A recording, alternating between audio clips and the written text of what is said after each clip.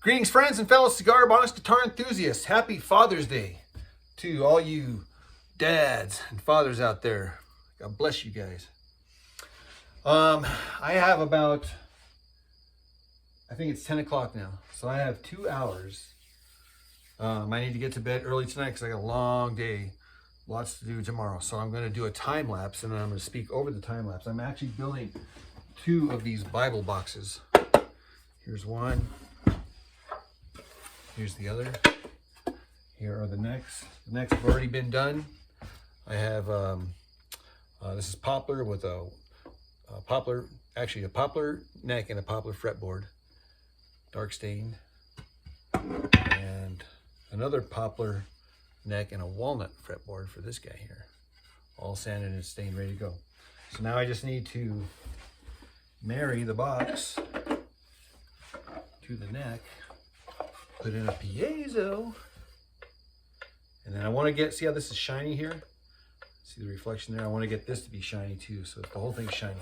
Anyhow, these boxes are pretty awesome. So I'm going to, we're going to build 2 side by side simultaneously. This will be the, yeah, man, that looks so nice, my God. All right, so this is a time lapse, and what I'm doing here is I'm notching the box to match the neck, and I'm doing it actually on both of them. And these are tight fits. Both of them are real tight fits. Let's see here. What's next? Oh, I'm using the Shinto. All right, so now I'm boring out the neck wood right underneath where the saddle's going to go for the piezo. And with the piezo, what I do is just hot glue it, put the piezo in there, and then more hot glue, and then I get these playing cards, and I put the playing card over it, and then smash it to the box. And what this does is it allows the piezo to come in pretty much direct contact with the underside of the box, which is right underneath the saddle, so it gets a good sound. Now all I'm doing is pre-drilling for the hinge and making sure all my measurements are right. Now we're fretting. I use medium frets, a hammer with a Teflon tip, some wire cutters, and I try my best to cut them as close to the neck wood as possible. After this, we're going to go to the grinder, and we're going to grind off the fret ends. So here we go to the grinder right now. At the grinder, and I just take off the fret ends. After the grinder, it goes to the little belt sander, and I just do a bevel, and then of course file and fret dress the ends and sand them, make them all smooth. Oh, steel wool, guys, steel wool. There's something about a neck that's just steel wooled, you know, especially after it's been stained and lacquered, whatever. Go back and steel wool it, you're gonna be amazed. Now, so on one of the boxes, I took my Shinto and I rounded the edges off, kind of exposed the wood, and I'm using this dark stain to dark stain the neck again and the box to kind of marry them a little bit better. Again, this is me using the Shinto and just rounding the corners. On this one here, I'm doing the same thing. I'm just rounding the corners, and I'm going to get the natural stain and restain everything. Again, this is just to marry the box with the neck a little better. I don't know if that makes sense, but kind of like a tie-in, you know, it's like some sort of a continuity between the neck and the box. That's all. So yeah, so here we are putting the natural stain on. Guys, this night went by quick. Oh my gosh. Okay, now we're putting on the tuners. Let's see here. After the tuners is what? Hook, drilling the hinge. Putting the hinge on. Hinge is on now. I have a bunch of different saddles. I'm trying different saddles for the right string gauge height. And I'm just going to put on some strings, tune it up, start playing with the intonation, start stretching the strings, start jamming a little bit. This is kind of the fun process because, you got to play around with it and move the saddle, try the saddle, different saddle, The struggle is real. Well, we just strung this one up. And we have the 44 gauge, 34 gauge, and the 26 gauge. And I am tuned E, B, E.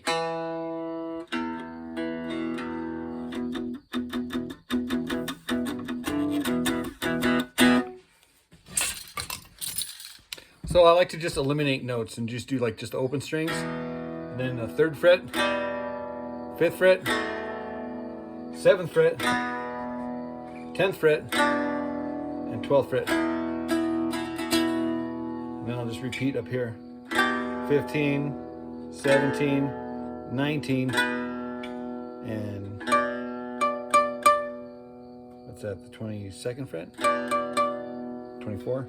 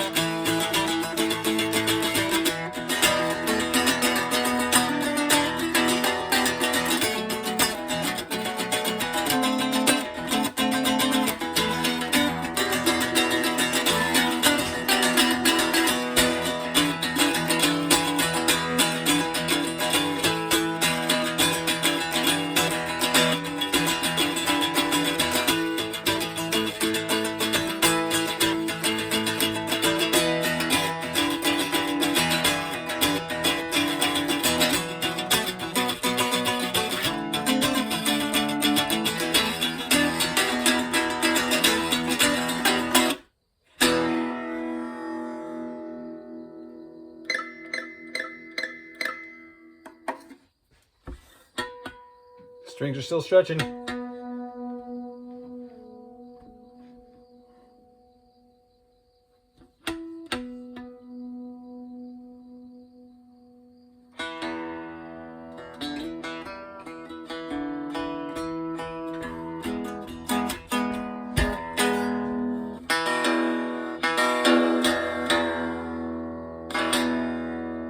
like to tune that overtone out.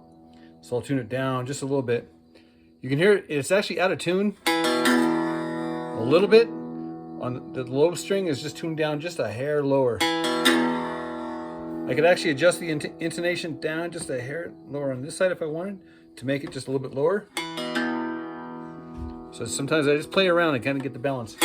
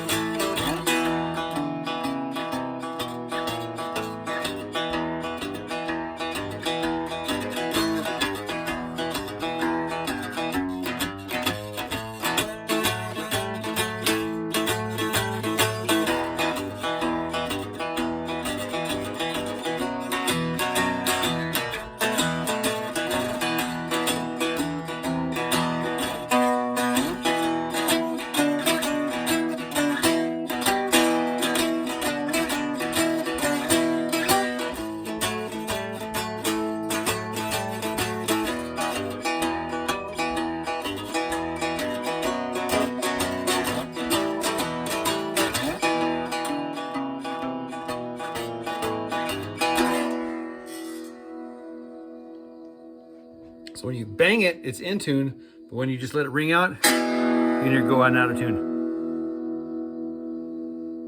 So it's kind of an interesting little trick. Let me try moving this back just a hair. I'm moving it back about the thickness of the width of that thing, so.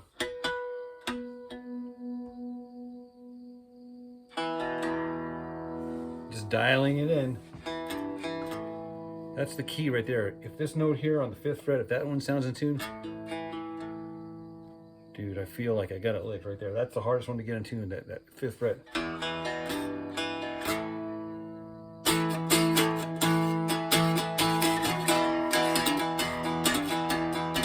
Well, I hear that train a-coming, it's rolling down the bend. I ain't seen the sunshine since I don't know when. 'Cause I'm stuck in Folsom Prison, time keeps dragging on.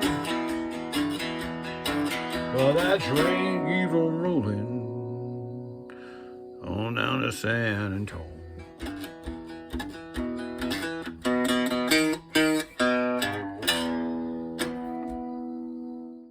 All right, the moment of truth. We are going to plug this bad boy in. Before I play anything though, I want you to see the sounds that I selected. So anyhow, this is effects are off.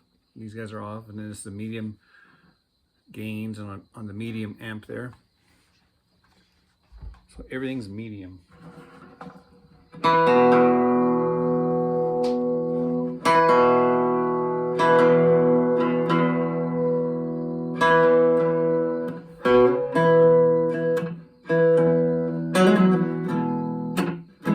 Oh, I take it back. There's a little bit of a... Okay, there you go. Now it's off. It was a little bit of delay, like a slap back, like... That sounds cooler.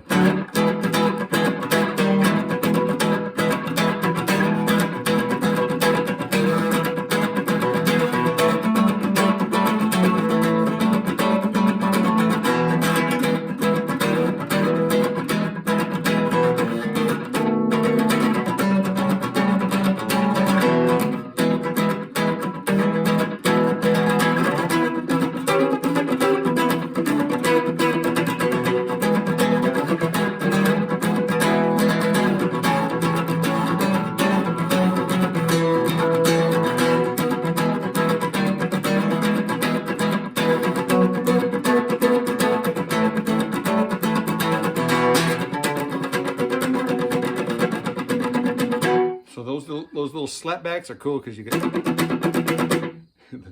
yeah, okay, whatever. The reverb.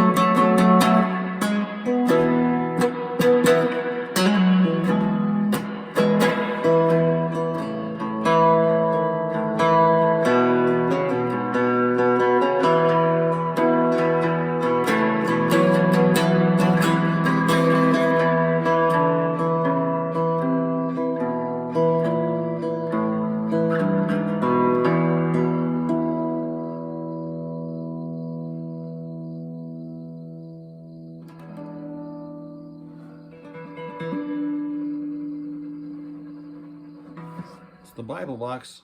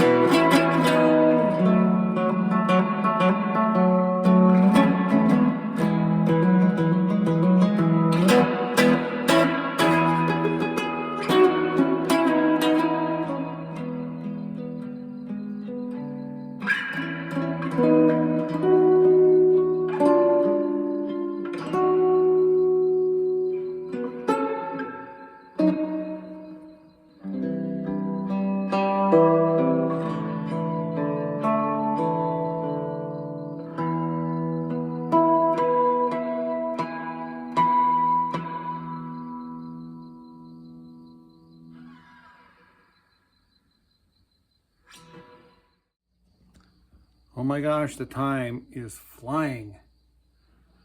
And I am just, man, this is a very inspiring sounding instrument. My gosh, check this out.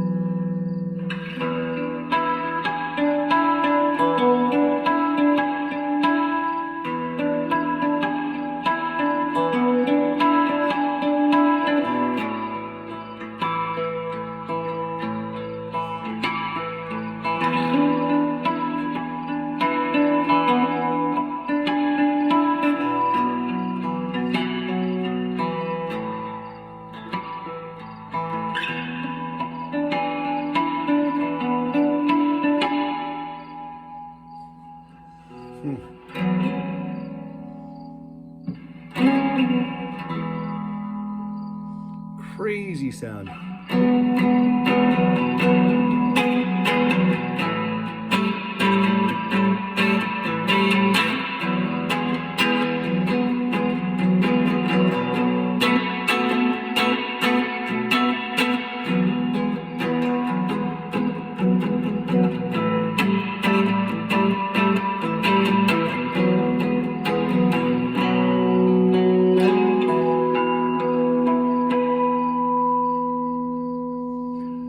my gosh, I could play this guitar all night.